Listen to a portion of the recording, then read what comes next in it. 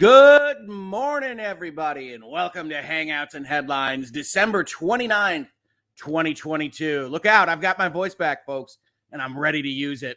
Thank you so much for all of the well wishes that we got over the Christmas holiday. I was just floored by the number of DMs and messages and emails that both myself and Mrs. Hoeg Law received. It was so much fun.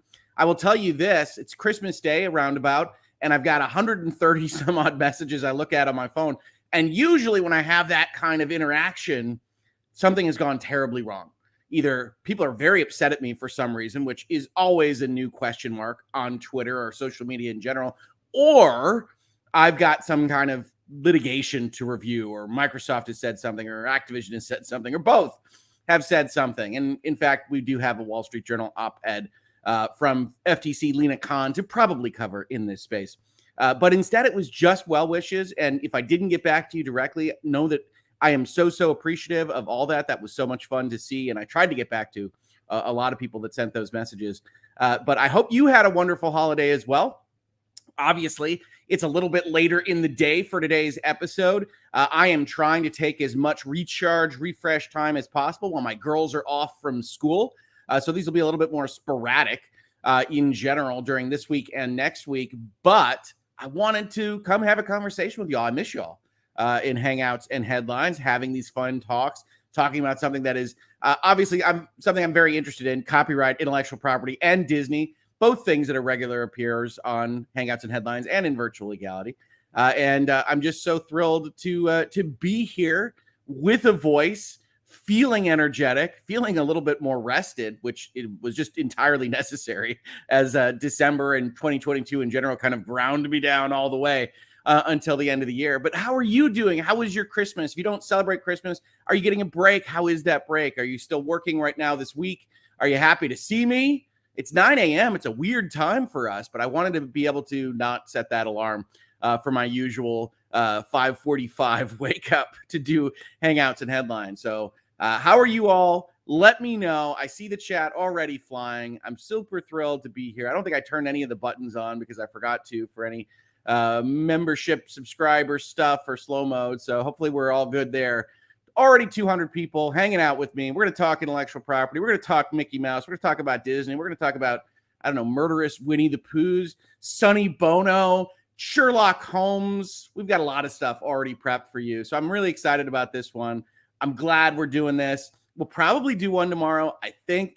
But other than that, I apologize. We're just going to be this 2 weeks kind of picking and choosing where we pop up. And hopefully a lot of you are getting the same kind of refreshing relaxation and trying to get ahead of the start of 2023 as I am. And if you aren't, I'm very sorry about that. And I will try to make sure we do shows to make sure that you're entertained.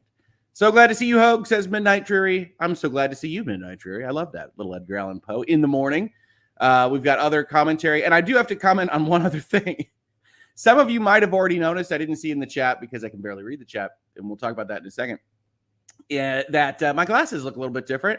These are not my glasses. So as a fun story, on Christmas morning, I got up early.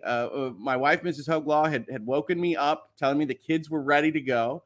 And I was preparing to be somewhat presentable for photos and things like that. And in moving around the stuff while I was groggily waking up, I had put my glasses on a table that I have in my room, and I accidentally knocked those glasses onto the ground. I knocked those glasses onto the ground and said, oh no, those glasses are on the ground. So I said, I will step away from the table in order to avoid breaking my glasses. And as I stepped away, very, very early in the morning, I hear a crunch. I said, that's odd. I don't know what could possibly be crunching on my floor over here. And then I lifted my foot to find my broken glasses. So Merry Christmas. Good morning, everybody, when that kind of thing happens. But fortunately, past me had put his prior pair of glasses in the older case. We're like 3 cases in now. And so these glasses are from a number of years ago, and they're slightly off, which is okay for like big ticket items. Watching TV, reading subtitles of Avatar, whatever it might be, but they aren't so great at moving between distances or reading in particular right here, the super chat. So I don't want anybody to get freaked out. I might pull the glasses completely off because they aren't super awesome at computer interaction here. Don't worry. I've already ordered new glasses. I also kept my prescription. And I honestly need to do another eye exam soon anyway. But that's why you see a slightly different looking Rick. And the glasses that I ordered are kind of a prep to see if the company does them correctly. So they'll also be an interim kind of pair before I go all in on an expensive set of glasses. So yeah, I haven't broken a set of glasses, I don't think, since college. And in college, I broke them all the time. I'm pretty darn good about not setting my glasses on anywhere where I might step or sit when I was not so good a little bit earlier in my life. And so this was a surprise. This was no fun. But honestly, the fact that I knew exactly where my glasses were from years ago was a godsend. So that's my story for Christmas. Hope that you had a slightly better morning than me, at least vis-a-vis your glasses. But obviously, I'm not in poor spirits for it. It's just that I'm looking at the chat right now, which ostensibly I should be able to read pretty quickly. And you say, so glad to see you. I say, I'm glad to see you too, but I'm not sure I can actually see so well. So we'll do it. We'll do it Mr. Magoo style. All right, let's just give a second here. At least no one got hurt by the crunchy glasses. No, I mean, the glass didn't break. The glass was strong. The arms, the mechanics of glasses broke completely. I think I have one arm. I could twist it vertically. I could hold it up like a monocle and just be that guy with a, I guess it's not a monocle. What would you call glasses that just have a hand? But I guess it's just glasses. Learning new things. We could try to see if we can get them fitted to my head so I can wear them like Morpheus from the Matrix and just fix them to my head without arms. But we'll see. We'll see. Phaedra Socrates, don't bury the Wall Street Journal op-ed here. Be real. Have a separate show. Reveal the full importance of Miss Khan having to bear her crystal clear stance. I'm not covering the Wall Street Journal article here, Phaedra. Don't worry about that. If I did the Wall Street Journal article, that would be in a virtual legality, which I would probably tape because I'm just controlling my time.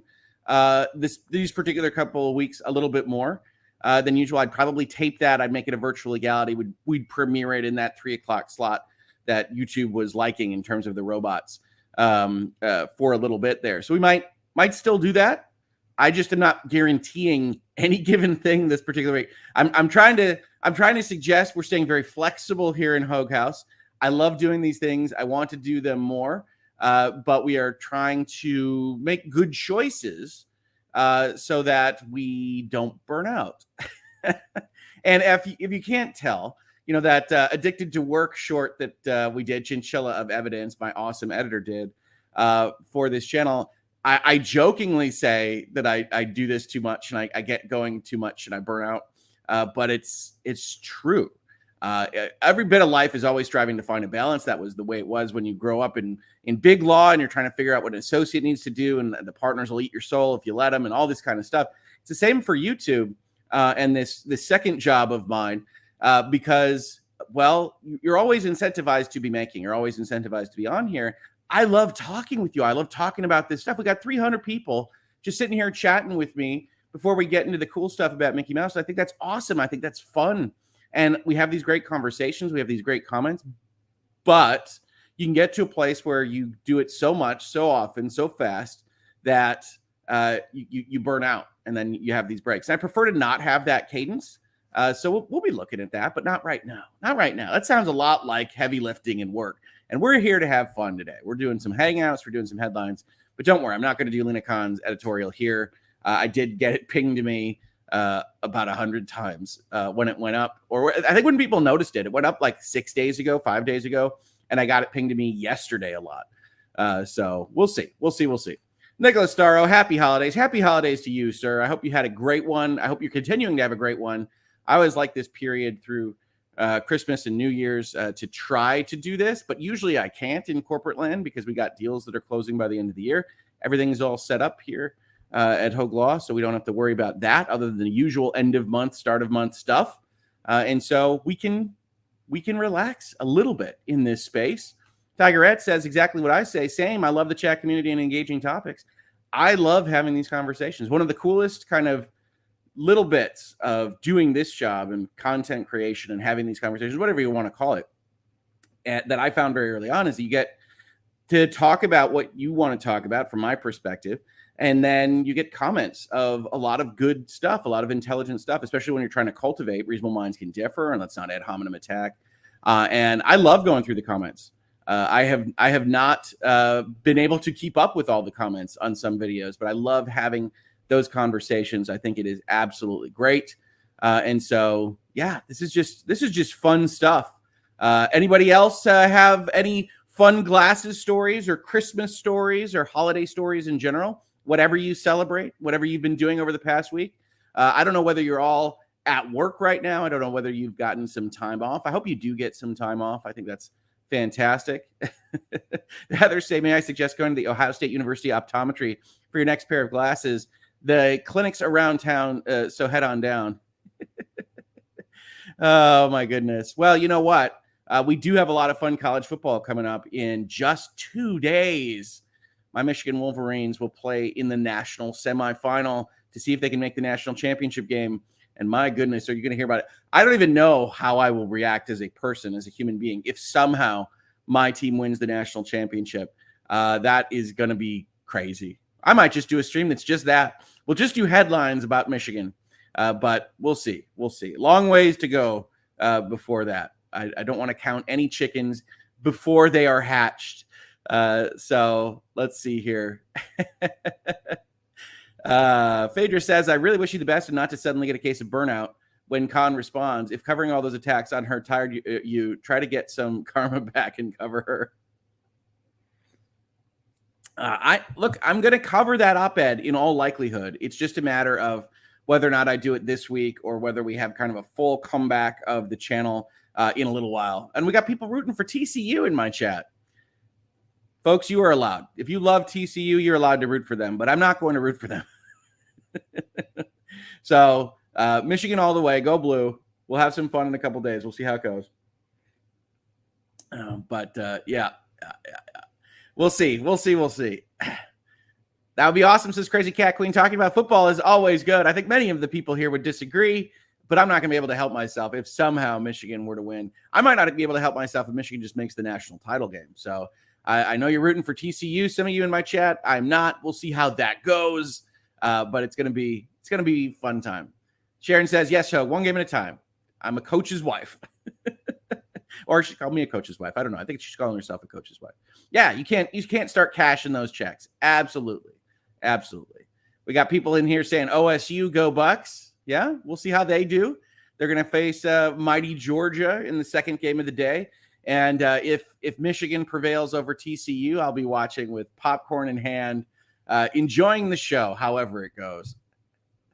Nicholas says, since yesterday I celebrated the Greta Thunberg Day, or don't try to out-troll a Gen Z day. Was there some kind of action with Greta on social media? I don't know. I can tell you this, folks. I have been trying to separate from my phone as much as possible while still answering work emails and things like that. And so if there's something happening with respect to a social media kerfuffle, I am not going to be aware of it. We've got some Go Dogs here. We got almost every team. Well, we do have every team represented. Michigan, TCU, Georgia, and Ohio State. Everybody has said something about their teams. That's fantastic. Look at that. Look at that breadth of opinion here on the Hoeg Law YouTube channel. Absolutely. Just because if you do just headlines about Michigan, will it include Tim Allen reading an ad for the Michigan Tourism Board? So we're not going to do any pure Michigan ads, I don't think, although it's a good idea. I do think we will be partying. I'll wear all my Michigan stuff. I'll wear Denard Robinson jerseys. I'll have 16 Michigan hats on. We'll get some party. We'll see if we can get some maize and blue, like New Year's glasses. We'll see if we'll have some fun. I'm sure that Mrs. Hoeg Law could help hook me up with some ridiculous apparel. I root for Big Ten always. Down with the SEC, says Perry. We'll see. The SEC is very strong. Very strong. We got Greta killed that guy. I can only presume that means metaphorically in some kind of argument. Hey, I didn't see it. So interesting. Mary Jane, kerfuffle. Everyone knows the Bucks win. Happy face. I don't know that. Did the Bucks win in November? See, I have to think about that game pretty carefully. Not sure. I think one of the teams had 5 40-yard touchdown passes. All right. In any event. All right. Uncivil Laws in the house. Hey, Kurt, you can feel like I have felt as a Clemson fan twice. Yes. Well, we'll see, Kurt. It's been a long time in the wilderness for Michigan. We'll see if we get to those high highs or whether we're stuck with a medium high. Lovely. I've missed Hangouts and Headlines. Cheers to a restful holiday. Yeah, that was the choice I made. I put a note up. I should have put a note up further that said, well, look, we're going to just kind of do these Hangouts, do these headlines as they come up. It's just that kind of week for me. It turned out that way. And so I said, let's just make it restful and spend time with my girls. And it's been fantastic. My girls are off from school this week. We have gotten a chance to play a lot of farming games. I know a lot of people had mentioned that they had played Harvestella, which was a game I was very much looking forward to, which is the Square Enix farming game. So imagine a Harvest Moon or a Stardew Valley, if that is your preference, combined with the sensibilities of a Final Fantasy game. And truthfully, I had been able to play it a couple of hours, but I had to bounce to the next thing or got distracted and bounced to the next thing. Who knows? And it is only during this break period that I've really gotten to dig in, and I'm really enjoying it. I wish the Switch had more power because it's got some performance issues. But it is a really enjoyable game that is, in fact, a cross between kind of a dungeon exploration romp and an economy that runs entirely on making onions for people. So if you do like those kinds of games, I do recommend Harvestella. It's a lot of fun. And that has been my relaxing game. And in fact, even Mrs. Hoeg Law has been enjoying Harvestella and asked for the soundtrack because it's very piano focused. It's very chill. And so we've just been trying to really encapsulate that rest and relax, refresh. 2023 will be here soon enough. Let's not hurry it along, right? Reasonable Glitter Mass says, how about a virtual legality video with hints for immortality? Are you playing Immortality? After Ian came in and photobombed my video games of the year video, which I do have a clip of if you haven't seen on the channel. Ian just deciding to roll in and make fun of me at various portions of the show, which did go for 4 hours. And we got my brother out there for 4 hours. And we had a lot of fun talking about a lot of different video games, some of which you may have heard of, some of which you may not. Immortality is my game of the year. I think it's a seminal work. I think it shows one of the very best things that video games can do with narrative and storytelling. But Ian disagrees. Now, Ian hasn't seen half the game, but that doesn't prevent Ian from being as vociferous as you might expect a criminal defense attorney to be. And so he rolls in here making fun of everything. We fight the power, or at least Ian's power in that video. But can I give tips? Can I give a tip to Immortality without blowing everything open? Use the tools that have been given to you.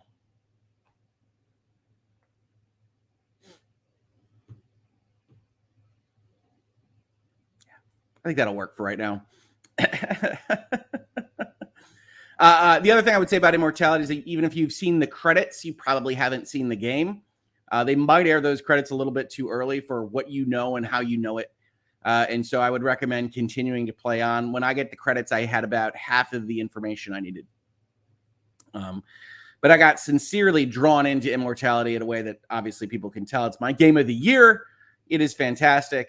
If anybody's interested in storytelling, in narrative, I highly recommend checking that out. And if you did see me on Twitter, and I still have this kind of dark blue in the naming plates here. If you did see me on Twitter, I've been playing another game called Blacktail, which came out of nowhere. It released a few days before Christmas. Is a Focus Home Interactive independent game from their independent publishing arm. So they didn't make it. They are distributing it. And it is a take on Slavic fairy tales, where you are a girl in the woods named Yaga, which probably rings a bell if you're familiar with some of these fairy tales. And you're out in the woods because your sister is missing, and the villagers believe that you are responsible because you have a deformed face of some kind. It's not revealed to you when you start the game, and you wear a mask all the time. And they believe that the Witch of the Woods, Baba, is back. And so it's a game very heavily focused on exploration and narrative and fairy tales, and has that fairy tale sensibility with just madness, right? Alice in Wonderland. What am I going to meet next? Talk to mushrooms, that kind of thing. But it's just really, really well done. It's a budget-priced game.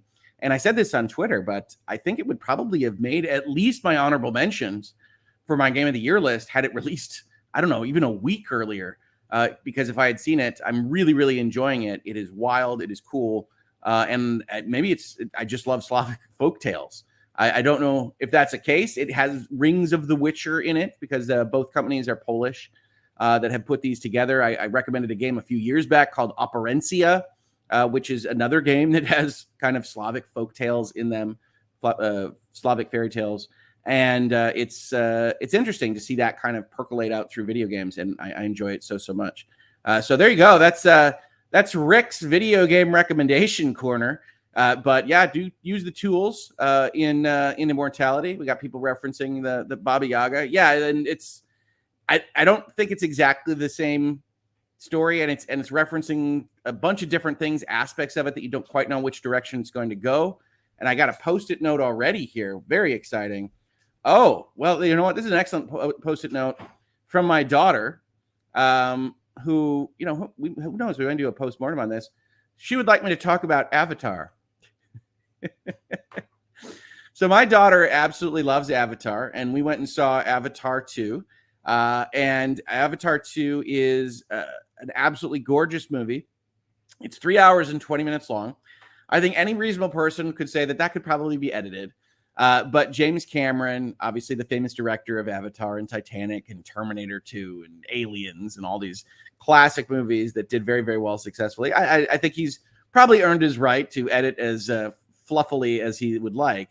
Avatar 2 is a movie that we have enjoyed now twice in the theater and are planning to go again with Papa Hoeg, who sometimes pops in. Probably not today. I don't think I told him I'm doing an episode today. But I do recommend it. I do recommend the experience. It's good in 3D, as the original Avatar was 13 years ago. But more importantly, I think, unlike a Marvel movie, unlike some of the other movies that are very popular or that have become very popular in the last decade, Avatar has a sense of earnestness to it that I really do truly miss in movies. And it has a space whale that I'm in love with, and I just yell the name out around the house. And so if either of those things sound attractive to you, I highly recommend checking it out on video game terms, the graphics elements. It'll wow you with the underwater stuff and the 3D stuff and the color and things like that. It's a bit long in the tooth, but I'm not sure I would actually change that, because the stuff that works the best is the stuff that would be the most easily edited out for the plot points. I think I mentioned that on social media. But the oldest Hoagling absolutely loves it. Has been putting together Avatar Lego sets, and we just really like the fullness of a James Cameron movie. Unlike some of the other stuff that you get to see, story's not perfect, editing's not perfect, but I really want to support more movies like this, where you can clearly tell the creator is deeply in love with the world building and the atmosphere and the location in a way that just suffers from so much superficiality in the rest of our movie-going experience. And so I will continue to support this series. I wish it had slightly better music. I will say that. James Horner, of course, made the music for the first and has since passed, but they really didn't stretch their legs on the music in Avatar 2. But I will tell you this. I absolutely love seeing my daughter have so much joy come from this medium in movies or television or video games that I love so much. And I think Avatar 2 is well worth it. And like I said, we'll probably be going to it 3 times, I would guess, which is not something that we have done in, I don't know, half a decade for any kind of movie. And so it's a good movie. I think I've seen people ask if it's okay in flat. Yes, we saw it both. We saw it in 3D and we saw it flat. Honestly, if you've watched a movie in 2D and 3D, the 2D version has better color pop. The resolution is more apparent, so you get all of the kind of benefits of a 4K type image. And so to some extent, I like that better because Pandora is a very colorful place. The 3D, however, is done excellently. It's not that kind of layered 3D that looks like crap that you might see in post-conversion movies or things along those lines. So I highly recommend it both ways. The one way we haven't watched it in yet, which is why we might go to it a third time, is high frame rate. So there is a version that is at double the frame rate. I think it's 48 frames per second, which takes some getting used to. I remember watching the high frame rate versions of the Hobbit movies when they released. But I am looking forward to seeing it because however you feel about the story or the long section where it's kind of a day in the life of a Na'vi, the action sequences are second to none. James Cameron is perhaps one of the best action directors that ever lived. And there's some really cool action scenes in Avatar 2 that I think are going to look amazing in high frame rate version. So my daughter loves it. I love it. I enjoyed it a lot. I think I wound up giving it like a 7 out of 10 on Twitter. And I think actually it's probably grown a little bit in my esteem since then because it is so complete. It isn't that kind of thing that's just fluff. You watch the new Doctor Strange, Multiverse of Madness, and it's just gone as soon as it came, right? It's just cotton candy fluff. And I do think Avatar has a little bit more meat to its bones. And I do recommend it for that. I do like to support things that are different. And certainly Avatar is that. Now, I know half the internet's just like, Hoeg doesn't know what he's talking about because a lot of you like to hate on things. And if you didn't like it, I'm sorry. But we certainly liked it in Hoeg House. I think there's a lot to recommend it. But there you go. Avatar 2. Hopefully that met my Post-it notes requirements for talking about Avatar. But she truly, truly loves it. And that's always awesome to see in your kids' eyes, most definitely. Yes, Tiny Trifle. 7 out of 10 isn't that great of a movie rating. What is your 10 out of 10 rating, Top Gun?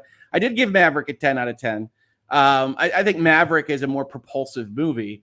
But I think Avatar 2, if I had to give a major criticism to it, the thing I wasn't expecting was that much like if you think of something like Pirates of the Caribbean 2 and 3, or even maybe Empire Strikes Back and Return of the Jedi, Avatar 2, unlike Avatar 1, seems to be the first half of a 6-hour sequel, that Avatar 2 and Avatar 3 are going to fit together in a way that makes Avatar 2 feel a little bit less complete than Avatar 1. And Avatar 2 is certainly smaller in scope in terms of conflict, in terms of what we're talking about, than Avatar 1. Now, Avatar 1 is, a battle for the world and things like that. Avatar 2 is not that. And I think to its credit, it isn't just a copy of Avatar 1. It has a lot of elements that are similar, but with different circumstances and different character interactions. And I think that's by far the best way to do a sequel like that. It reminds me a little bit of Aliens in reverse. It gets smaller rather than larger. And I think that's going to be a good thing. And I think Avatar 2 is going to be a great thing, potentially worthy of a much higher score, depending on what Avatar 3 does. It's kind of a connected story, I think. So there you go. I think that Avatar is well worth your time and money. But Maverick is my preferred popcorn experience. You can get that at home though right now. In fact, I just watched that last night just to put the final button on that. Hope I'm not too late for the hangout. We're still hanging out. We're going to talk law in a minute here, Annalie, but we can hang out after that as well. It's hangouts and headlines. Crazy Cat Queen says, I think Avatar 2 was purposefully made incomplete because it's my understanding there are 2 more Avatar movies. 3 more, actually, is the current plan. But Avatar 3, much like a number of other movies, was it's showing my age, was filmed, excuse me, at the same time as Avatar 2. And so I believe Avatar 3 already has a work print in place, and that's scheduled for 2 years from now. And I also believe part of Avatar 4 has been filmed. So I think they've planned out a quintology through Avatar 5. They were worried. So Avatar 5, I don't think was greenlit. I don't think Avatar 4 was fully greenlit either until they saw exactly what kind of money Avatar 2 would make. Avatar 2, I think at this point in time, is like the 5th or 6th fastest to $1 billion. They reached it in 2 weeks. So Avatar, the series, is doing just fine. And so that was something I was going to tell my daughter actually later today, is that Avatar is very, very successful. And it is going to undoubtedly get the rest of the movies greenlit. So you're stuck with Jake Sully and family for the considerable future as more and more Avatar movies get made. But I think that's overall, excuse me, a good thing. Said my voice is back, but maybe not fully. Who knows? So yeah, thank you so much. My favorite James Cameron movie, says Chrissy Fletcher, is True Lies. Huh. I would never have guessed that someone's favorite James Cameron movie would be True Lies. Awesome. I have not seen True Lies in decades. I can tell you that the oldest Hoagling's favorite James Cameron movie is Titanic. She absolutely adores Titanic, but she loves Avatar as well. Best Cameron movies: Aliens, Terminator 2, and The Abyss. Avatar 2 should have come out in 2015 or earlier. Certainly, I don't think 13 years was the intent for doing a good sequel to a movie, but it actually winds up working pretty well with the storyline in terms of where they wanted to get that family to, in terms of age and the connections that they want to make. Avatar 3 is sitting in James Cameron's VCR player somewhere. I think one of the rumors was that he had turned in a work print for Avatar 3 that was 9 hours long. So who knows? Who knows? How did James Cameron manage to garner enough investment for 3 Avatar movies? It's crazy expensive to CGI. Well, you might recall Avatar was the most highly revenued movie in history until Endgame came along. And so it's pretty available to get investment for those kinds of things when you're James Cameron, and when people bet against you on Titanic and you made them a fortune, and then people bet against you on Avatar and you made them a fortune. So I have no doubt that he was able to swing that, but it was a big investment, right? It was a big investment for I think 2, 3, and 4 should be thought of together. And yeah, Avatar 2 is already making money. You know, you pass $1 billion 2 weeks from your release, you're going to do all right. Is it Endgame's $1 billion in 4 days? No. But Avatar 2 is more than okay in terms of how it's being received in the market. And there's definitely going to be an Avatar 3, at least. I would suspect there'll be Avatar 4 and 5, and then they'll close up the Avatar business. But we will see. Are we now assuming James Cameron is going to speed up work, or he's become immortal? Well, the thing is, 2 and 3 were filmed together. And I think if you go and you watch Avatar 2, you'll see that it seems like it's half of what it will be a 2 and 3 duology in the middle of the Avatar series. So that's done-ish. And then Avatar 4 and 5, we'll see. I think James Cameron has suggested he might executive produce and not direct those movies. Will he be able to resist? I don't know. Carlos says, don't listen to this idiot. Avatar wasn't worth your time. Too long and poor writing. It's a visual marvel, but nothing else. It is very long. I wouldn't call the writing poor, but it's not anything super special. But the world building and the environment is certainly as much, or if not, well, maybe not as much, but at least considerably as important as the visual spectacle. A lot of visuals, but also a very realized, lived-in kind of world that I know a lot of us love about Lord of the Rings, love about Star Wars, pre-Disney era. And I think that that's something we don't see a lot anymore. Marvel barely feels lived in. Marvel feels like it's being created on the fly every single movie. And that's only become more and more of an issue in Phase 4. And that's really the series that has dominated the movie landscape for a long time now. So I like that there's a sincerity to Avatar, even if some people find it goofy. I like that there is clearly work done to think about the ecology and think about how the planet operates. And honestly, I think the visuals of, big mechanized military versus the Na'vi is something that's just really cool and will continue to be cool through the series. I don't think that's going to go away. So we'll see. We'll see how it goes. I respect your opinion, Carla. I found it more worth it than you did, but that's okay. Mary Beth says 5. I never saw the first one. However, I did ride the rides at Disney, and I guess that counts. Certainly counts for Disney. And you know what? Let's make that our segue. We got a lot of people talking about Avatar, writing one word unobtainium. The word unobtainium does not appear in Avatar 2. Mary Jane Christie, I agree. People do not appreciate the Abyss, and that technology not only contributed to T2, but Jurassic Park. Abyss is fun. Abyss is a little dour for my liking, but I do enjoy the Abyss. Yeah, it's pretty funny here. Zoe Saldana says she finished her filming for the movies in 2018. It does look like Avatar 2 finished filming about 4 years ago. So it does sound like that. You saw the references to that if you were following it. SSS Har says Avatar definitely started slow because of the World Cup.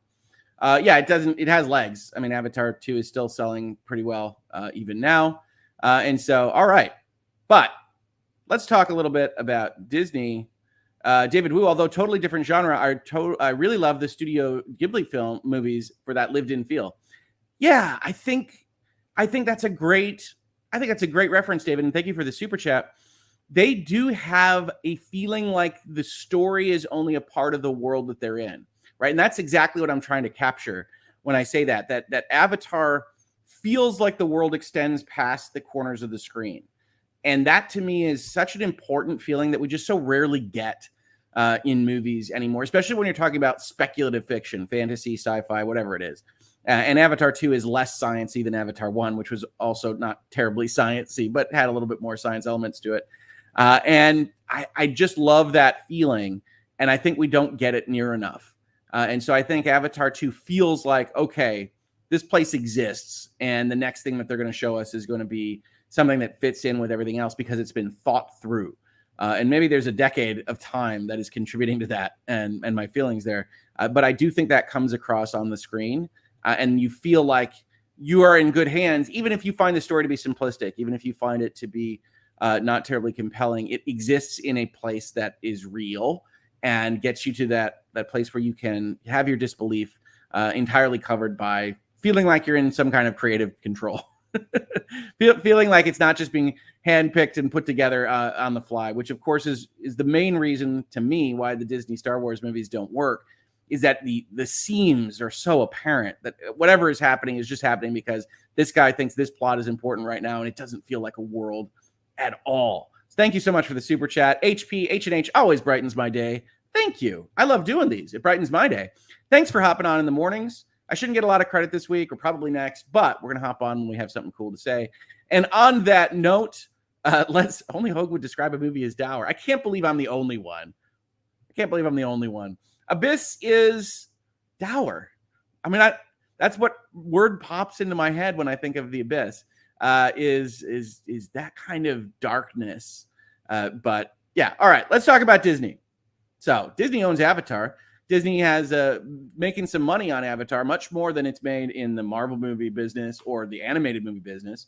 I watched Strange World, which I think was out for 6 minutes and that they never advertised, but that hit Disney Plus, and I think I understand why it was out for 5 minutes and was never advertised. They made some interesting choices in their animation unit in the last few years, and I think honestly it needs to be looked at again for those particular movies. If you liked Strange World, more power to you. But that is like Lightyear, just a kind of where creativity goes to die kind of movie for me. Just very boring in terms of what they're capable of putting together. But speaking of boring, let's talk about copyright law. But let's try to not make it boring. Let's do that here. And I'll try to pay attention to the chat if you have questions on this. But this is one of those things that comes up a lot. We've actually covered the Copyright Act and public domain works and things like that in a number of different places. But I thought this was a great jumping off point. The New York Times is talking about it. And we can talk about it here. You've seen, I think, trailers for the serial killing Winnie the Pooh. And essentially, when you come out of copyright, you enter what we call the public domain. And at that point, anybody can make something based off of your prior copyrighted intellectual works and do whatever they want with it, give or take. And that's going to come up here in this story, as well as notions of what you can't do with it, which we'll talk about, and notions of what happens when you trademark a copyrighted image. So we'll talk about that as well. So the New York Times, paper of record, always perfectly right? Definitely what we found in headlines. Mickey's copyright adventure. Early Disney creation will soon be public property. The version of the iconic character from Steamboat Willie will enter the public domain in 2024. But those trying to take advantage could end up in a legal mousetrap. That's right. Consult your local counsel if you decide to do anything with another party's intellectual property, even after it's entered the public domain, and especially a company as litigious and, aggressive as Disney has been in the recent past. Here's Steamboat Willie. We recognize him. Look at him. There's Mickey Mouse. He's driving a boat. He's having a grand time. There is nothing soft and cuddly about the way Disney protects the characters it brings to life. This is a company that once forced a Florida daycare center to remove an unauthorized Minnie Mouse mural. In 2006, Disney told a stonemason that carving Winnie the Pooh into a child's gravestone would violate its copyright. The company pushed so hard for an extension of copyright protections in 1998 that the result was derisively nicknamed the Mickey Mouse Protection Act. That's actually the Sonny Bono Act, if you aren't familiar with those names. But this is a great jumping off point to point out that Disney has long driven copyright protections in the United States. There are a lot of people that will come into this chat or comments to another video that I do, and they will talk about the fact that corporations run America and our entire government is taken over and these kinds of things. I don't subscribe to that level of conspiracy theorizing, but one exception could be that Disney essentially by itself changed the entire way that copyright protection was covered in the United States. So to talk about that for just a second, let's go to the Copyright Office that tells you how long a copyright protection extends, especially for corporate ownership. So we got here, Copyright Office fact. This is the official fact from them. How long does a copyright last? Well, it's generally life of the author plus 70 years, which is a huge amount of time. But, well, Walt Disney Company isn't going to die. So there's a separate rule for corporations, and that is 95 years, which sounds simple enough, but that's not really how it went down. So 95 years, also a hellaciously long period of time, arguably too long. But if we look at how it's actually written in the Act, it's any copyright that existed before 1978, which is 2 years after this Act went into effect. So it gets passed in 76. It gets effective in 78. If your copyright exists before then, which certainly Mickey Mouse does, you get to have it for 28 years, which matches up with what the copyright protection had been doing at that point in time. But in the case of any work copyrighted by a corporate body, the proprietor of such copyright holder, shall be entitled to a renewal and extension of the copyright in such work for the further term of 67 years. Now, if that sounds bass-ackwards to you, that the renewal term would be twice as long as the actual coverage term, well, that's Disney at work, right? Disney goes and says in 1998, or whenever this actually happens, it's somewhere in the 90s, I believe, to say, all right, we're going to extend this. 76 Copyright Act carried over the system from 1909 that had already made some changes, where the length of the renewal term was increased to 47 years. The 1998 Copyright Term Extension Act increased the renewal term another 20 years to 67 years. Thus, the maximum total term of copyright protection for works already protected has been increased from 56 years, 28 plus 28, to 95, 28 plus 67. So that's Disney doing its work. And if that sounds confusing enough, there were other issues with the extensions that happened throughout this entire period of time of the 20th century, where any given copyright was just continually extended. Before passage of the 76 Act, Congress enacted a series of 9 acts that provided interim extensions for works whose copyright protection began between September 19th, 1906 and December 31st, 1918. So this is before Steamboat Willie, but you can see how the U.S. government is just kind of retroactively doing this stuff for copyrights. Example, a work that first secured federal copyright on October 15th, 1907 and was renewed in 35 would have fallen into the public domain in 63. The first act extended it to 65, the second to 67, the third to 68, the fourth to 69, the fifth to 1970, the sixth to 71, the seventh to 72, the eighth to 74, and the ninth to 76. And the 1976 Act would then extend the copyright all the way to 82, 75 years from the end of the year in which the copyright was originally secured. So Congress just kind of passed the ball for years and years and years and years and years and years and years and years and years and years. But it wasn't until the late 1990s that Disney pushed for this 95-year version of protection. And this created such a stink, the Mickey Mouse Protection Act, that it became apparent a couple of years back, at least, that Disney wasn't going to be able to pull this off again. So hence the headline here that Steamboat Willie is going to enter the public domain. Now, when are they going to enter it? It's January 1st, 2024, because the 95th anniversary will be in 2023, and you lose copyright protection at the start of the next year. But that's the state of affairs of United States copyright protection. So when people come in and say, hey, this all needs to be reformed, this needs to be looked at, and I tell you, well, it absolutely does. There's 100 different things that could happen in the Copyright Act. Congress has never made terribly well-informed, great choices on this particular score. And if you want to accuse corporations of really pulling the strings on this, at least with respect to Disney, you 100% can. That is what Disney did. They wanted another 20 some odd years to have Mickey Mouse under protection. They got that 20 years. And only now do they have in 2023, 24, the notion that they're going to lose protection of Mickey Mouse. Or are they, right? That's what the New York Times is writing about here. They talk about a legal mousetrap. Now, that's just funny wordplay for talking about Mickey Mouse, of course, but it also is true. Okay. Continuing with the New York Times, I'm seeing in Reddit forums and on Twitter where people, creative types, are getting excited about the possibilities that somehow it's going to be open season on Mickey, said Aaron J. Moss, a partner at Greenberg Glusker in Los Angeles who specializes in copyright and trademark law. But that is a misunderstanding of what is happening with the copyright. Yeah, I think people generally see these headlines and say Mickey Mouse is open. But as you can imagine, and we're going to talk about this more in just a minute, it's not that Mickey Mouse is open. It's that the version of Mickey Mouse in Steamboat Willie is open. And then as you kind of follow along with the Disney release schedule 95 years forward, every other aspect of Mickey Mouse will open on that timeline, but not at the start. So that's where people, I think, are getting confused. This guy is open, not the guy you might think of as Mickey Mouse right now. And that's where litigation comes in, most definitely. The matter is more complicated than it appears, and those who try to capitalize on the expiring Steamboat Willie copyright could easily end up in a legal mousetrap. You used it twice, or at least your editors did. The question is where Disney tries to draw the line on enforcement, Mr. Moss said, and if courts get involved to draw that line judicially.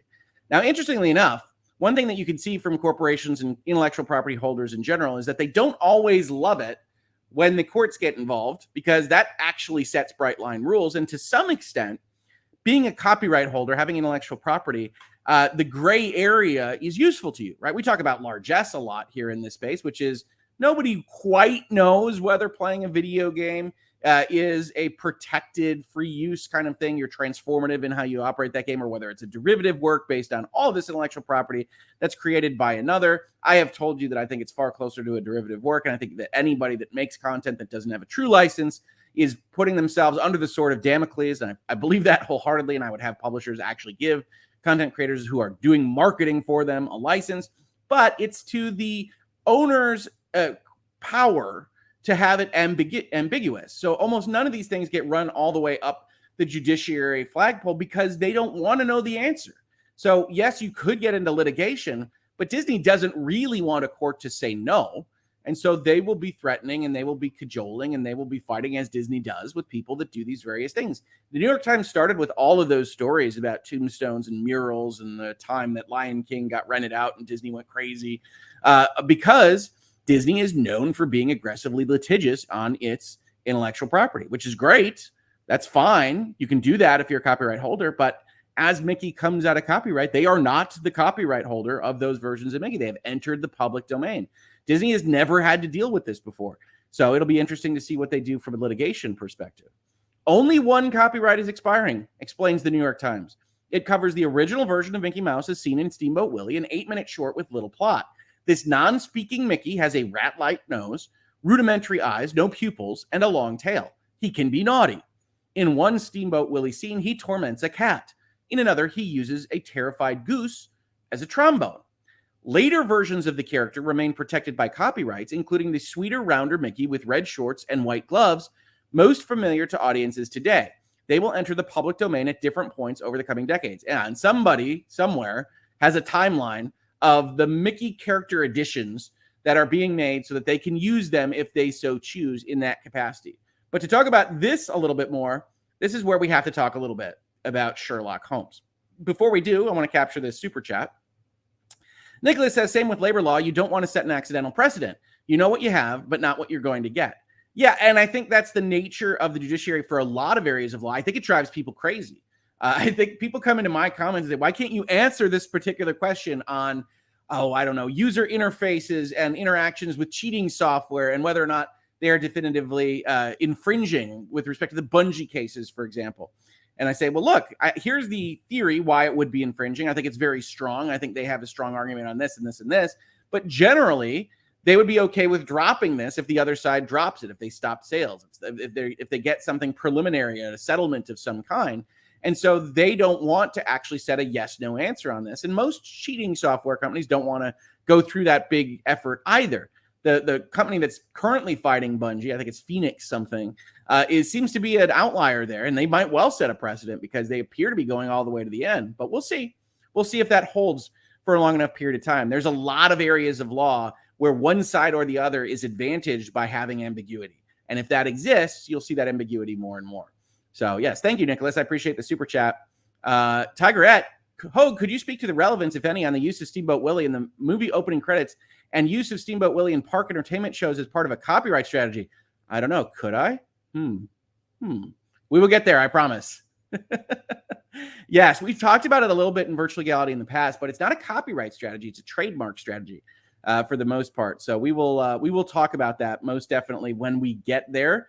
But Disney has tried now to set up Steamboat Willie's Mickey Mouse as a trademark of the company in a way that would allow them to do an end around of copyright limitation rules. We'll see. There might be some legal tests coming in the near future. So we'll definitely talk about that. First, though, I want to talk about characters, right? And we did an episode of Virtual Legality, which touched on this briefly a few years back, I want to say, when Enola Holmes, the Netflix movie that got made, I want to say a few years ago, was sued by the Conan Doyle estate for violating their copyrights in Sherlock Holmes. Now, Sherlock Holmes is very old, but in 2014 here, we get this kind of setup for how we are to think about characters moving forward and the kind of additions that they have, which is pretty definitive. So let's talk about this just to set the foundation so we can understand what we're talking about vis-a-vis Steamboat Willie. So here's a decision of the Seventh Circuit, Klinger versus Conan Doyle estate. Arthur Conan Doyle published his first Sherlock Holmes story in 1887 and his last in 1927. There were 56 stories in all, plus 4 novels. The final 10 stories were published between 1923 and 1927.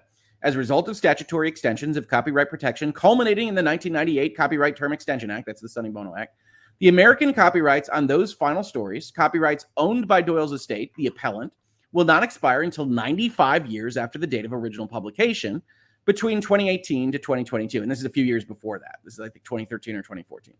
Depending on the original publication date of each story. The copyrights on the other 46 stories and the 4 novels, all being works published before 1923, have expired. So this is a situation very similar to what we're looking at and very similar to what any kind of long-standing character is going to look at as they come into the public domain. Right, so Sherlock Holmes is written about for a long period of time between 1887 and 1927.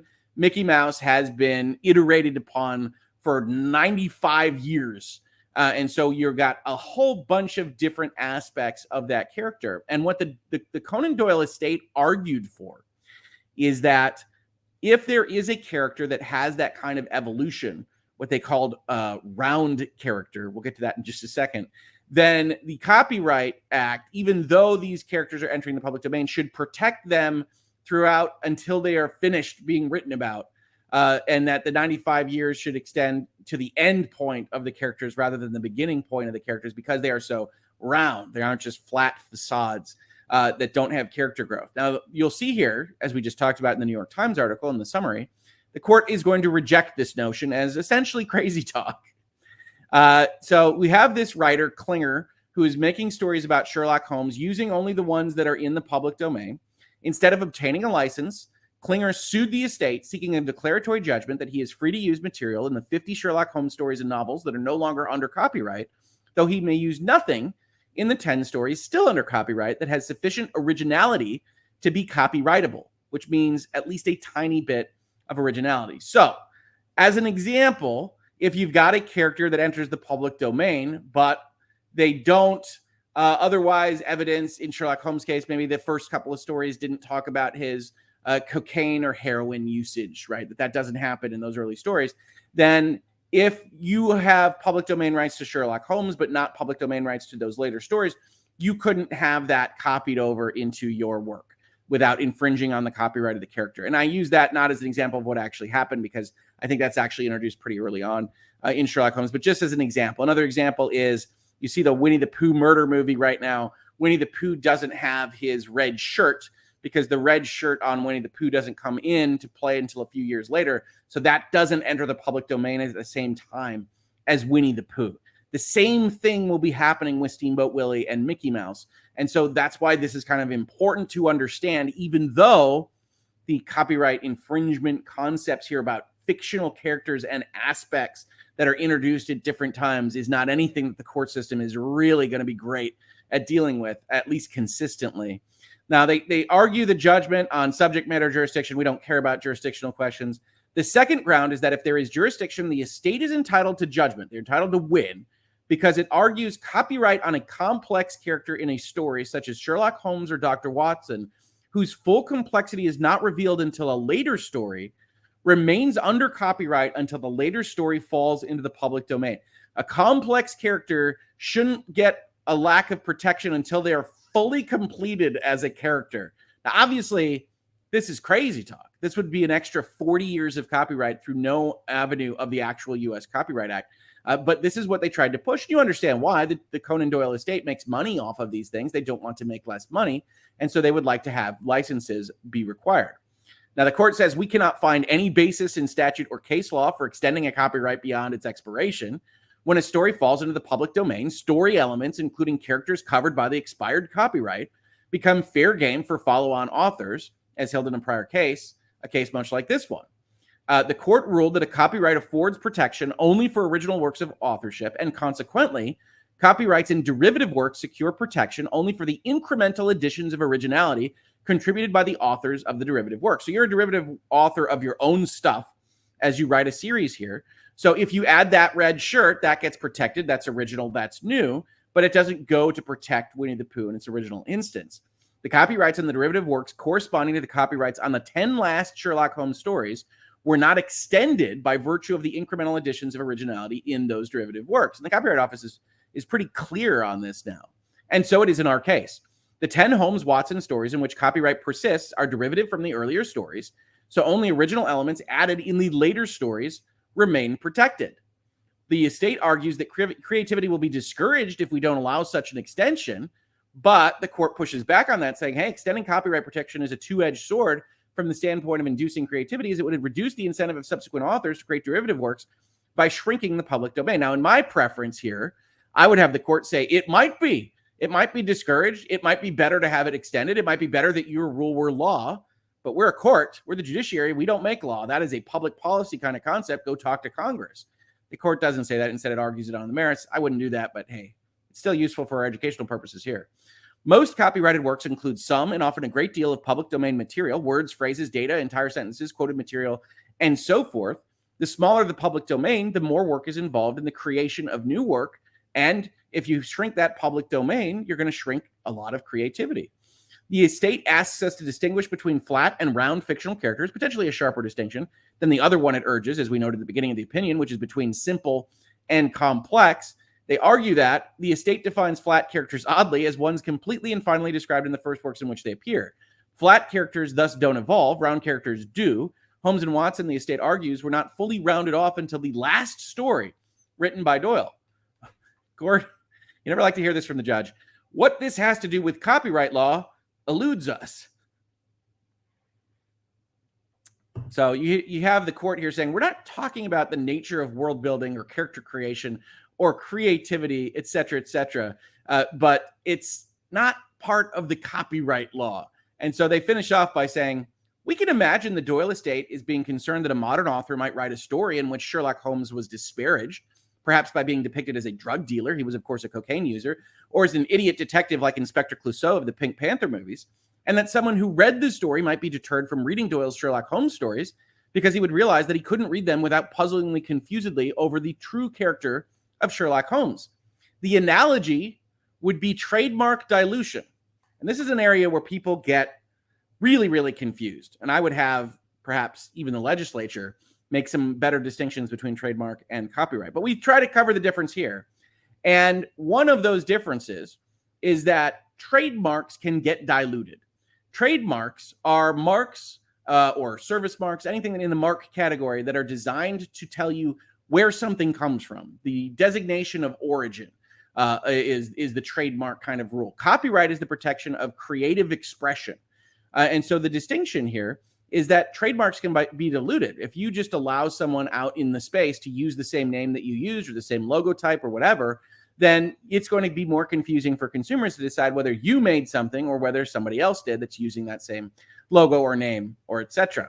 Copyright doesn't have that same kind of notion, or as the court says, there is no comparable doctrine of copyright law.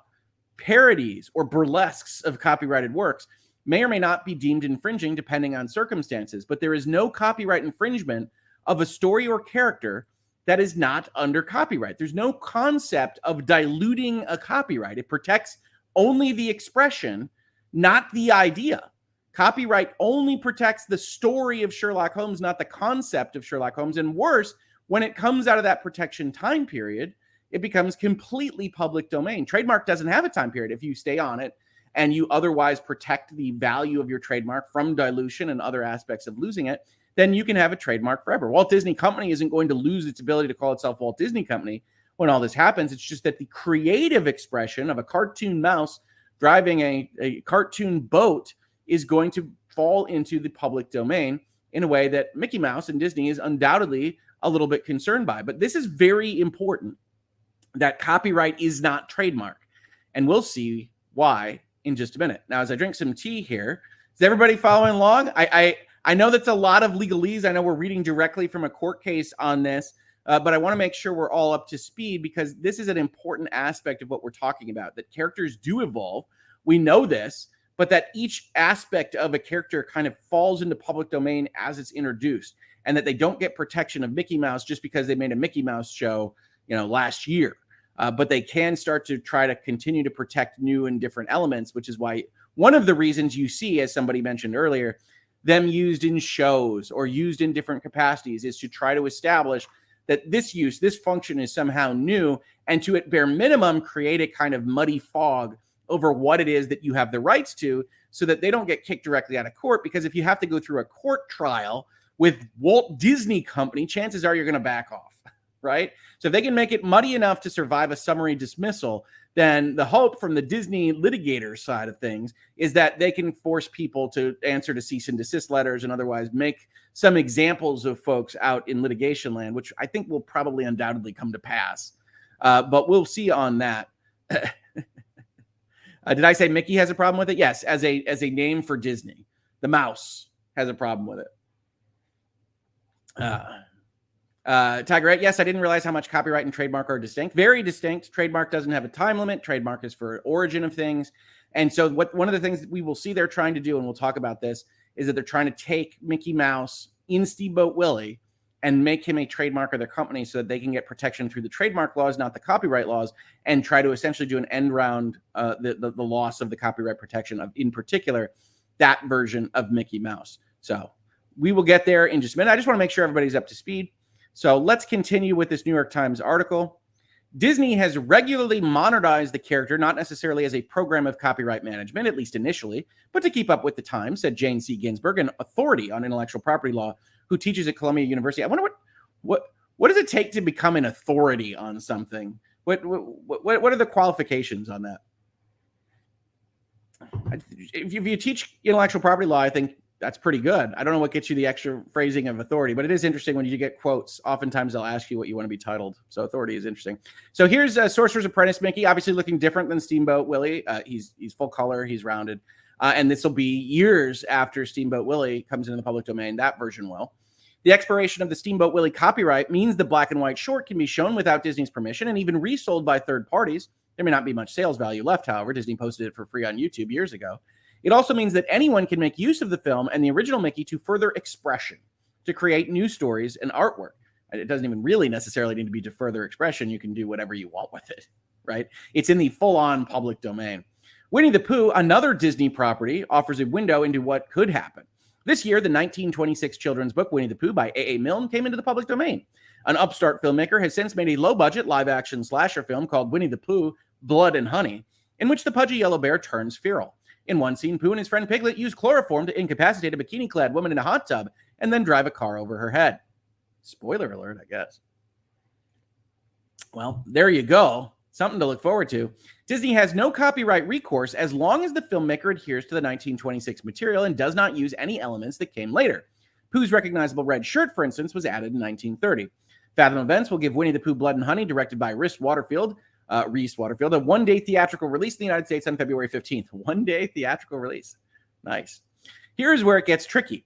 Disney also holds trademarks on its characters, including the Steamboat Willie version of Mickey Mouse, and trademarks never expire, as long as companies keep submitting the proper paperwork.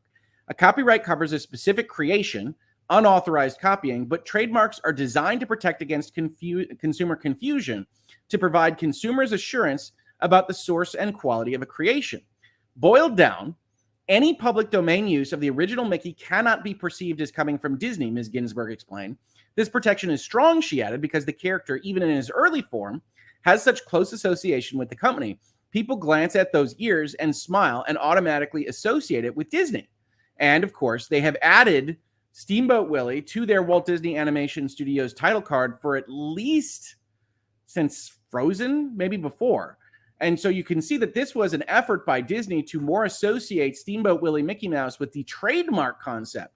That if you see Steamboat Willie, you think Disney, so that if they had to fight it for some use of Steamboat Willie in the future that we can't otherwise guess at, then they could say not that we have a copyright in Steamboat Willie, because obviously we don't, because we're good corporate actors and that is expired, but instead that it is a trademarked version of Mickey Mouse designed to express that this particular product or service is a product or service coming from the Walt Disney Company, or more specifically, Walt Disney Animation Studios.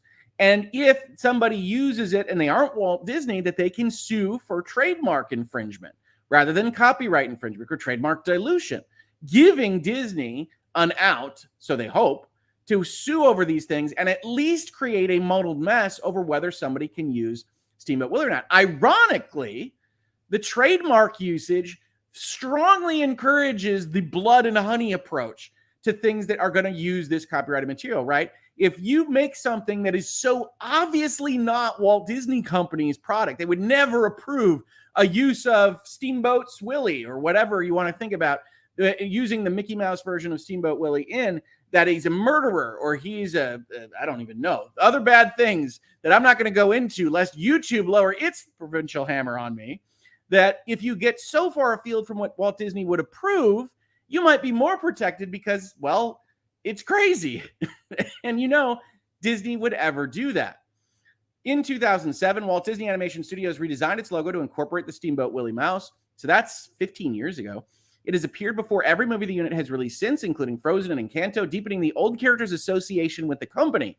The logo itself is also protected by a trademark.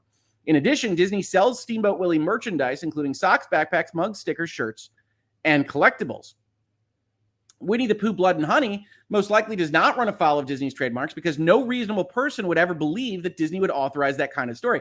So as I said, Disney is in effect encouraging you to be really blasphemous with their intellectual property, else run the risk of doing something that invokes their litigatory ire. Pooh's face is also slightly distorted in the film. Ever since Mickey Mouse's first appearance in the 1928 short film Steamboat Willie, people have associated the character with Disney stories, experiences, and authentic products, Disney said in a statement. So this is Disney giving a statement to the New York Times on this story, and they are leaning hard into Mickey Mouse in Steamboat Willie is a trademark of Disney's that indicates Disney origin of products or services, that they are clearly presenting to the intellectual property world that you need to be very careful about using this intellectual property or else we're going to burn you on trademark infringement. And so if you're going to make something using Steamboat Willie, it's got to be either crazy, something Disney could never approve, or also include something in the title that says definitely not Disney authorized, the Steamboat Willie Disney never wanted you to see, or something else that makes it darn clear that this is not Disney's property. That will not change when the copyright in the Steamboat Willie film expires. So this is as close as you get to corporations saying try it, right? In the New York Times saying, yeah, all right, go for it. Let's do this. We've got a few lawyers on payroll. And then whether or not you feel that's fair or not probably depends on how you feel about Disney Corporation in general. It added, we will, of course, continue to protect our rights in more modern versions of Mickey Mouse and other works that remain subject to copyright. And we will work to safeguard against consumer confusion caused by unauthorized uses of Mickey and our other iconic characters. This is trademark language, right? Nobody cares about confusion vis-a-vis copyright. You're either copying or you're not. Consumer confusion is that notion of trademark infringement, that a trademark is designed to say that origin, and if somebody gets confused, then they can sue over your confusing as that origin. So expect really loud, really large letters on completely unauthorized versions of whatever it is that they do with Steamboat Willie from the creative side. as well as perhaps completely grotesque versions of that, so as to separate themselves from Disney entirely. To me, this looks like a kind of strategy that's more likely to hurt Mickey Mouse than anything else. But it is an interesting one that you could see Disney setting up over the last decade or so. The topic of Mickey Mouse and copyright has loomed in the public consciousness since the late 1990s, when Disney and other entertainment companies, and notably the estates of composers like George Gershwin, successfully lobbied Congress to extend copyright protections. In many ways, Mickey has become the ultimate symbol of intellectual property, a character more well-known than even Santa Claus, market researchers have said. The 1998 copyright extension prompted a court fight, with detractors arguing that Congress disregarded the Constitution, which holds that copyright protection be given for a quote-unquote limited time. Free the Mouse bumper stickers began appearing, according to Paul Goldstein, a professor at Stanford Law School and the author of a 5-volume treatise on U.S. copyright law. You just wonder on these titles, don't you? It's like, how does that? Okay. Disney was no more active in pushing for the extension than anyone else, but they made for a convenient villain, he said. That's not how I've ever heard this story, but that's fine.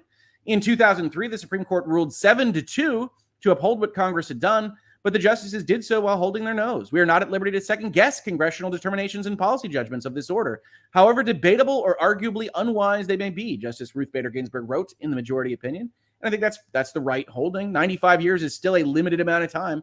It is not an indeterminate amount of time, and so I think it follows the letter of the Constitution. I don't know what the vote composition was, but I certainly approve of the courts ever saying, hey, that's public policy. Go talk to your congressperson if you've got a problem with it. Disney lawyers and lobbyists likely determined long ago that pressing Congress for another extension would fail. That last one is held in such bad odor, Mr. Goldstein said. I don't think there was any option to try and extend it further. That means early versions of Popeye, King Kong, Donald Duck, Flash Gordon, Porky Pig, and Superman will enter the public domain at various points over the next decade. If there's anything that Disney takes more seriously than intellectual property, it is its public image. Sometimes. In 2020, a Disney affiliate charged an elementary school $250 for showing The Lion King without permission at a PTA fundraiser. The media storm that followed was so intense that Bob Iger, Disney's chief executive, apologized and said he would make a personal donation. And I think we covered that here, or at least we mentioned it in this space. In the last decade, Disney has also had to contend with the rise of creator culture, Mr. Moss noted. Hey, Disney, how you doing? Digital technology has allowed creativity and expression to flourish online with YouTube vloggers, Instagram influencers, TikTokers, and Twitter rabble-rousers, incorporating intellectual property into new works. Is that list designed to be the entire sequence of participants in creating content? Am I a YouTube vlogger? I don't think so. Am I an Instagram influencer? Certainly not. I'm not a TikToker. Am I a Twitter rabble-rouser? What about just informational and educational content? No? That's all right, New York Times. We understand. We've seen the masthead media fight against the content creators to a great extent. This is the same kind of thing, by the way. This is all that content creation is, right? You're either a vlogger, an influencer, a TikToker, or a Twitter rabble-rouser. These are all basically negative connotations in the mass eye, right? And so the New York Times uses those. No value here at all, folks. No value here at all, though. But Disney has had to contend with it, yes, because copyright doesn't protect every single use of your copyrighted material. And so lots of people comment on these things. Lots of people talk through these things. That could pose a challenge for Disney when Steamboat Willie comes into the public domain. They won't be able to go after everyone. Battle lines will have to be drawn. That's certainly the case. Ms. Ginsburg said she was watching closely to see if Disney and other entertainment companies tried to apply trademark law as a substitute for or extension of copyright. As she put it, to apply a separate protection to get to the same place. In a Supreme Court intellectual property case from 2003, including 20th Century Fox, Justice Antonin Scalia, writing for the court, warned of using trademarks to generate a species of mutant copyright law. This is a looming area, Ms. Ginsburg said. We're on the cusp of a time when copyrights in a range of visual works will expire. I agree. Get excited. We're going to see all of this happen in real time. We're going to have litigation topics to talk about. We're going to see what Disney does. Disney is one of the largest media companies on earth, will continue to be a regular player here on the channel because they're going to do some stuff we're going to like. We're going to do some stuff we are really not going to like, and it's going to be fun to watch all the same. We got Microsoft, we got Disney, we got lots of fun stuff to talk about for the foreseeable future in this space. But what do you think of this story? What do you think about what Disney's doing? What do you think about their attempts to trademark Steamboat Willie and associate it with the origin of their products and services to avoid the very long period of time that they've had to enjoy the fruits of their copyright creation? And how do you think the law should treat it? How do you think we should treat it here? Let me know what your thoughts are. I think it's interesting to see what chat thinks about these things. We just have quotes Stanford Law School. A lot of people still burned a little bit by Stanford Law School from the Depp Heard stuff. Get that? I get that. Yep, absolutely. Wow, consumer confusion now has all new meaning for me. I appreciate the translation. Yep, consumer confusion means trademark. That is what they are aiming all of their words at, trademark.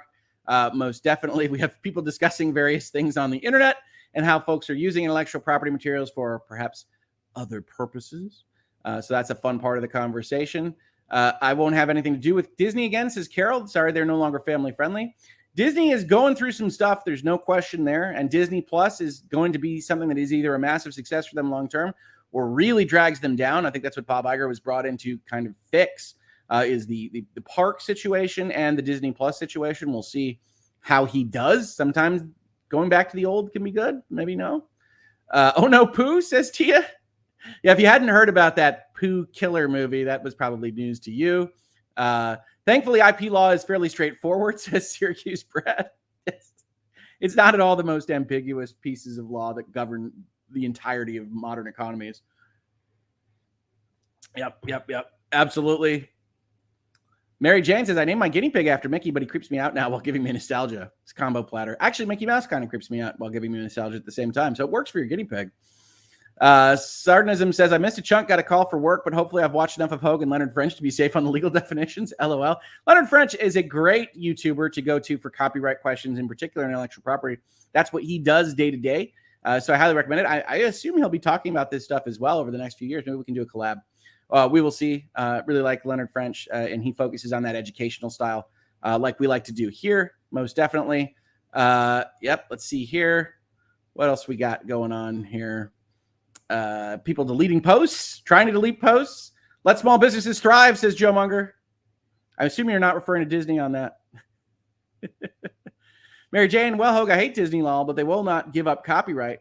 No, I mean, they're going to have to give up copyright, but they're going to try to fight it with other means, I would say. I think Steamboat Willie should have had the trademark denied. I think the trademark office is generally going to be pretty generous about trademarking your characters. The question is, are you going to be able to fight that in court using trademark when it's self-evident that your product isn't from the origin of Walt Disney Company? And I don't think anybody really knows how this is going to go down if there's a full-on knockout, drag-out fight on these particular topics. So that's interesting. Agent Merton says the timing is interesting. With all the copyrights ending, we may see many of these characters incorporated into metaverse-type stuff like Ready Player One. Wouldn't surprise me if Epic Games were ready to go with the Steamboat Willie in Fortnite, right? Wouldn't surprise me. They got the lawyers to do it. They got the money to actually play ball with Disney if they had to. Not that you want to like start that fight, but they're also a contractor for Disney, right? They have the Star Wars stuff in there. They have the Marvel stuff in there. So one thing you have is the bigger companies probably don't want to punch Disney in the nose.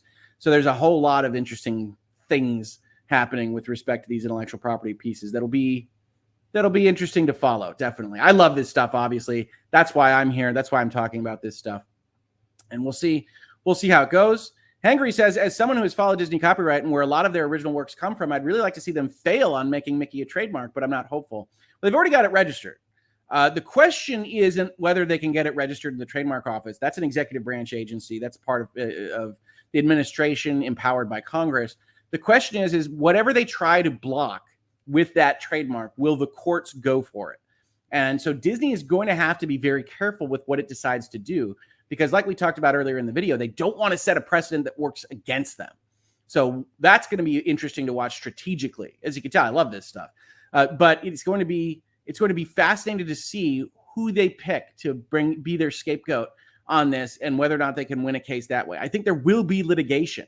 I think somebody will go too far and Disney will either decide to or have to put its foot down to try to protect the trademark side of things. At that point, the courts can go in there and say, no, you can't get around copyright by doing this with a character and then striking down every bit of the public domain. It's designed to end for a reason. If it doesn't truly end, then we've got a constitutional issue. So I think it's going to be fascinating. MSCLRHD says, interestingly, Peter Pan is copyrighted indefinitely in the UK. Right. Other jurisdictions can have different rules, folks. That is another important aspect of this. And I want to say thank you for the chat here. We're talking about the US jurisdiction. That's going to govern a lot of the jurisdictions and the way treaties work and things like that. But every jurisdiction can make these choices. Peter Pan is copyrighted indefinitely in the UK as it was donated to a children's hospital, and the King James Bible is still in copyright until 2036 via the Cambridge Press. Yeah, I have no doubt that other jurisdictions have different rules and are applied differently than in the United States. Public domain has brought us things like Pride and Prejudice and zombies. It has. Yep, absolutely. Public domain is a great thing. I think 95 years is too long. I will tell you that straight up from a public policy thing. That's an editorial, right? From me, is that reasonable minds can differ. It should be 30. It should be 150. Reasonable minds can differ on that timing. I think 95 years is too long. I think public domain is so critical to having a robust creative community and being able to interact with what culture actually presents that it should be shortened. But we'll see. Midnight Wind says Disney's money will slay all challengers. Maybe not all. You just have to get over the hump of actually being able to pay for a litigation. And so you don't need to match Disney's money. You just need to be invested enough to go for it. And so I think if they were to challenge a kind of medium to large size company on one of these, then they would get the fight that they don't want. So they're going to be picking and choosing. They're going to be trying to bludgeon some small creators, I would guess, on this stuff to try to prove their point and potentially win a precedent that could be useful to them, but at least present as aggressively litigious, right? We've talked about that strategy. You want to look like the crazy person with the gun. In this case, the gun is litigation, so that people don't even challenge you, right? You send a cease and desist letter that is pointless and any lawyer would tell you is idiotic, but you still back off because they're a crazy person with a gun. Like that's part of the strategy that you can have if you want to just choose to be a litigious actor. And Disney might go that route. We don't know what route they're going to go. An interesting copyright battle was Mickey and the Air Pirates. I think I have the parody correct. I'll look that up. I don't actually know that one, but there's definitely people that have tried to stretch the lines between what is allowed. Copyright can't protect against parody. That is commentary on things like Disney, right? If you think about the movie Shrek, right? You know that when the Shrek movies play out, they make fun of Disney in a number of different ways, and they do it in parody form. And you can tell it's Disney. You know who they're referring to, but Disney couldn't do anything about it. And they didn't much care for it. I understand Disney trying to hold on to their work, but they also thrive so much on public domain, Snow White, Pinocchio, Cinderella, etc. So not sympathetic. Absolutely. Disney built itself on stories that were available in the public domain. Now they reworked those. So while you can make a story about Cinderella, you can't make a story exactly like the Cinderella that's in Disney. And we'll see this fight happening in real time across this century. I won't see it all, obviously. But it will be very interesting to follow, definitely. 95 is too long, says Cyril Gunner. I agree. In fact, I think Hollywood is suffered by their own hand because copyright lasts too long, that they get stagnant and we get less and less good works. I would agree with that. Doesn't the notion of copyright predate the first corporate charter, says Chameleon, i.e. the founders would not have considered the insane copyright terms reasonable and hollowing out promoting progress? No, corporate charters as common law concepts, not necessarily bearing the term corporation, were part of English common law. And tradition. So I think they would have concepted out that you can have pools of money that are individually built together to hold copyrights and things along those lines. But I do think that you bring up a good point that corporations getting essentially an often more beneficial time period for copyrights is perhaps not the way that the founders would have intended it. But if you follow my Supreme Court videos in this space, I'm not in the business of reading the minds of the founders or the original Congress or signers to the Declaration or Constitution or anything like that. That's one of the reasons I think originalism is a failed kind of philosophical approach, because you can read people's minds to say whatever you like. And I think that's what the court often does now. 30 to 35 years is more than reasonable, more than plenty for the author and even for companies if it's reasonable. In 35 years, the monetary worth of the MCU will be nowhere near the same as it is now. Just want to protect that main bit of creativity in the money making. I tend to agree, RJH. They did it in the Chip and Dale movies with Sonic. That had to be licensed Sonic appearance, didn't it? So one place that you can get tripped up on public domain is that you can always license something. The copyright holder can always agree to give it to you. I have to believe that was used with permission from, who is that? Who makes the Sonic movies? Universal? I have to believe that was used by license or with permission. I will go look at the credits maybe on that. If somebody can see the credits right now while we're chatting, I can't believe that they would have just used that as fair use. I just don't see it happening. We'll see. I thought the inclusion of the classic characters into Kingdom Hearts was a preemptive measure. No, so the versions in Kingdom Hearts are going to be separately protected, but they're so superficial and hollow. I don't know that there's an ounce of creativity required for additional copyright protection. Ouch. I'm sorry, Kingdom Hearts fans. So I don't think that's additional there necessarily, but you never know. Again, the more money Disney can make this in terms of arguments that they can bring at a kind of summary dismissal stage, the more risk that anybody using anything from them would have. But most of the Kingdom Hearts characters aren't going to come out into the public domain for years and years and years, decades. The 90s Renaissance obviously isn't going to come out while we're alive for the most part, for most of us. So we'll see. We'll see. Nicholas says, as with medicine, 20 years, every extension became steeply more expensive, 95 years, and owned by great-grandkids who never met the creator. You saw the fight with the Conan Doyle estate, right? Sir Arthur Conan Doyle had been dead for forever by the time that fight is happening in the courts. The Sonic movie was Paramount, somebody in chat said, so that's fantastic. Will Hoeg Law outlive you? I don't know. I guess it would depend on whether family members wanted to use the brand, but certainly if it's just what I have, then yeah, no, I'm not intending for Hoeg Law to outlive me. This is just my firm. Just my firm. Controversial opinion, says Reasonable Glittermass. I like She-Hulk. I still have to watch Ms. Marvel though, although also like Loki and Midnight. Sorry, Hoeg Law. No, you're not a fan. I watched the first couple episodes of She-Hulk. I really didn't feel anything towards it. I know it got hit pretty hard on the internet in some corners. I just haven't gotten back around to it. Disney to me makes a lot of crap, but they do occasionally hit a gem. I adored Andor. It was one of my favorite shows of the year. So I'm not so black and white on any kind of producer or studio or anything like that. I think a lot of them make garbage, and a lot of them make great stuff. I'm no big Paramount fan, but I love Maverick. I'm no great Disney fan. I think Lightyear and Strange World were god awful. I think, what else have I seen from Disney this year? I thought Thor: Love and Thunder was bad.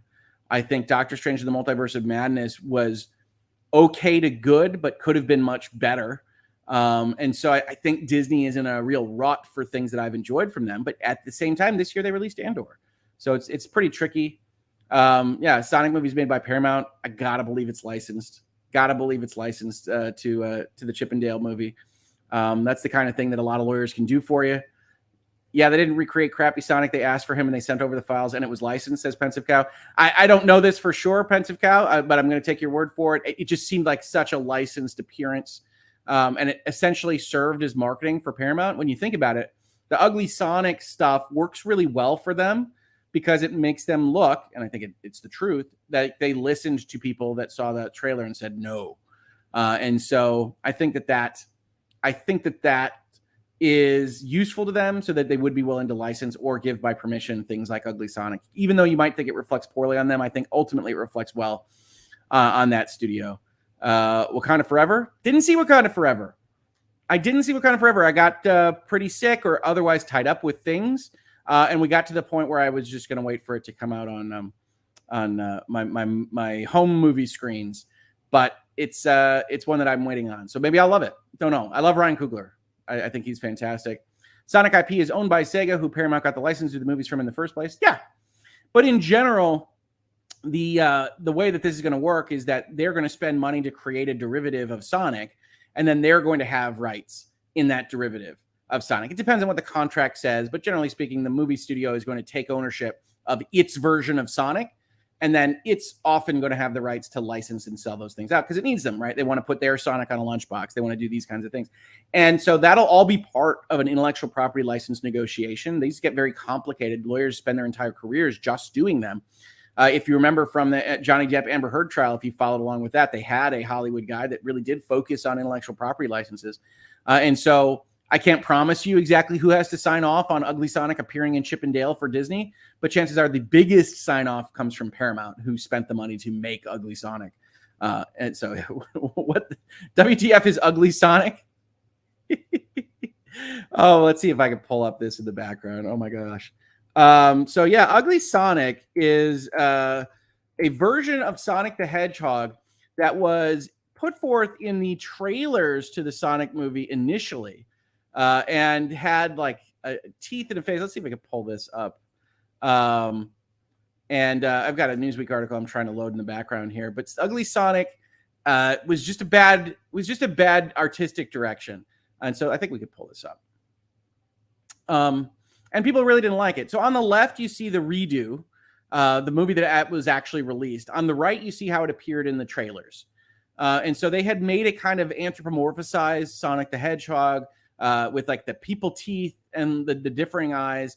And you see this sometimes in movie making where it is, they're trying to make it photorealistic when that was never necessary to have Sonic interact in the world. And so people basically complained, and Paramount took the unusual step of saying, we're going to redesign Sonic. And there are other complaint articles about whether or not that resulted in a huge amount of crunch for the animators and things like that. But it is undoubtedly the case. I don't make guarantees. I don't make these kinds of statements. It's undoubtedly the case that the Sonic that was actually in the movie is a superior Sonic to what they originally showed us. And in the Chip 'n Dale Rescue Rangers movie, where they're basically sending up all sorts of animation tropes, and it's a satire, and it's an okay film. They use Ugly Sonic. He appears in the movie itself as a character, as having been kicked out of his own movie. And so they use him. And what I had said was that has to be a licensed appearance, that Paramount had to sign off on that, because I think the context of what we were talking about in terms of this video was that, well, we saw the Rescue Rangers use Ugly Sonic, and that was a deal. You can always have a deal. Disney can always license you Mickey from A Christmas Carol. They won't, but they always could.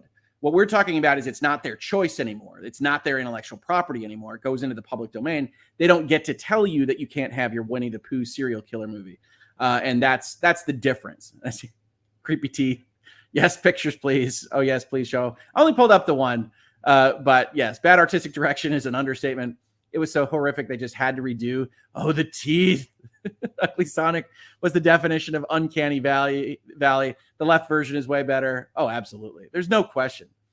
I always thought Ugly Sonic was bad, but I'd never seen them side by side before. What were they thinking? That's so bad. The swap out paid off as they got a second movie. Yes, Sonic the Hedgehog, the movie, was a success. They made money on it. They got a sequel out of it. Absolutely. According to Sega, they found out when the movie was released. Yeah, I don't think Sega would have had to do a sign-off, because in general, the way you're going to license these out to have a movie is that the movie studio is going to take control of their derivative version of Sonic. So I'm not sure. It would have been nice to have told them that you would have licensed that out for that purpose, but I'm not positive. It would depend on the contracts as to whether Sega itself would have to sign off on that appearance. So yeah, Law, the first Sonic movie was actually really fun. I like Sonic. I haven't seen the second yet. So I'll see. We'll see when we see the sequel. But that's somehow we started hanging out, talking about holiday seasons. We went through Sherlock Holmes. We talked about serial killing Winnie the Pooh, and we wound up at Ugly Sonic. To me, I can think of no better way to exit and celebrate a successful Hangouts and Headlines than with that variety of animated and other characters. So, folks, thank you so much for putting up with me and having a good hangout and headline this morning. An unusual time, 9 a.m. to 10:30. I don't know when the next one will be. We'll see if we do a casual Friday one tomorrow. I know there's some virtual legality stuff that's out there. Lena Khan, we talked about that earlier on.